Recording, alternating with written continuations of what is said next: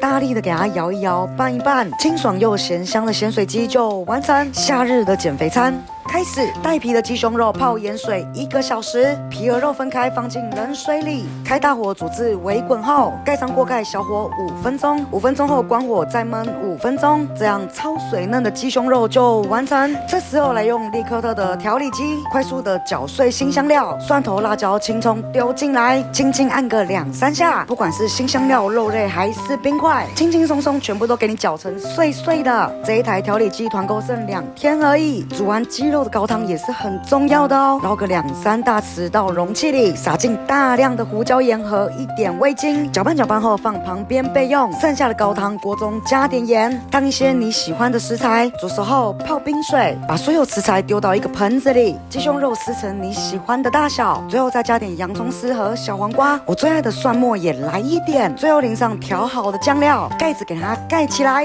搅拌搅拌。